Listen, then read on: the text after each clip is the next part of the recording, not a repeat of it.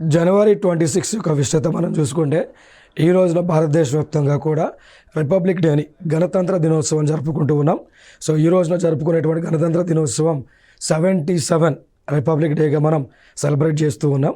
So అయితే 26 జనవరి ఎందుకు మనం రిపబ్లిక్ డేని సెలబ్రేట్ చేస్తూ ఉన్నామంటే ఈ రోజు నుంచే భారత రాజ్యాంగాన్ని పూర్తిగా మనం అమల్లోకి తీసుకొస్తూ ఉన్నాం.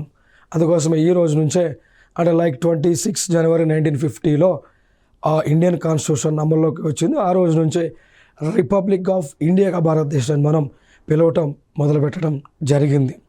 ఇంకా అయితే గతంలో 26 జనవరి 1930న పూర్ణ స్వరాజ్ దినోత్సవాన్ని కూడా ఆ రోజున మనం జరుపుకున్నాం. ఇక దాని తర్వాత ఫైనల్గా ఫుల్ ఇండిపెండెన్స్ వచ్చింది. బ్రిటిష్ వాళ్ళు భారతదేశాన్ని విడిచిపెట్టి వెళ్ళిపోయిన తర్వాత సో మనకి ఆగస్ట్ 15 1947లో స్వతంత్ర దినోత్సవాన్ని జరుపుకున్నాం. సో జరుపుకున్న తర్వాత రాజ్యాంగ డ్రాఫ్టింగ్ కమిటీని ఏర్పాటు చేసుకున్నాం. సో వాళ్ళు దాదాపు 2 ఇయర్స్ 11 months 18 days సమయం తీసుకొని ఈ యొక్క భారత రాజ్యాంగాన్ని వారు రూపొందించడం జరిగింది. సో జరిగిన తర్వాత 26 నవంబర్ 1949 ఇండియన్ కాన్స్టిట్యూషన్ని మనం అడాప్ట్ చేసుకోవడం జరిగింది. 26 జనవరి 1950 ఈ యొక్క అడాప్ట్ చేసుకున్నటువంటి కాన్స్టిట్యూషన్ని ఇంప్లిమెంటేషన్ చేయడం జరిగింది భారతదేశంలో అన్ని రాష్ట్రాలలో కూడా. ఇక దాంతోపాటు ఈ రిపబ్లిక్ డేకి సంబంధించి పరేడ్ని ఢిల్లీలో రాష్ట్రపతి భవన్ దగ్గర నుంచి ఇండియా గేట్ మధ్య నిర్వహిస్తూ ఉంటాం. ఆ మధ్యలో ఉన్నటువంటి మార్గాన్ని కర్తవ్య పథగా మనం పిలుస్తూ ఉంటాం. ఇంకా ఈ రోజునే గ్యాలంటరీ అవార్డ్స్, దాన్ని శౌర్య అవార్డులు అంటాం, పద్మ అవార్డుల యొక్క ప్రకటన కూడా ప్రెసిడెంట్ ఆఫ్ ఇండియా చేయడం జరుగుతుంది. ఇది రిపబ్లిక్ డేకి సంబంధించినటువంటి అంశం.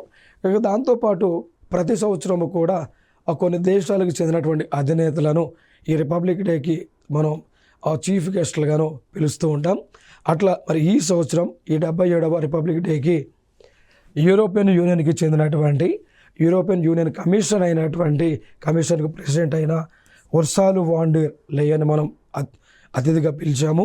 దాంతోపాటు యూరోపియన్ కౌన్సిల్కి ప్రెసిడెంట్ అయినటువంటి ఆంటోనియో కోస్టాని కూడా మనము చీఫ్ గెస్ట్గా ఇన్వైట్ చేయడం జరిగింది.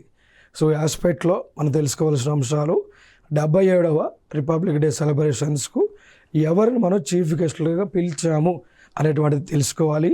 సో వారు European Union, European Commission as well as European కౌన్సిల్కి చెందినటువంటి అధినేతలను పిలిచాము.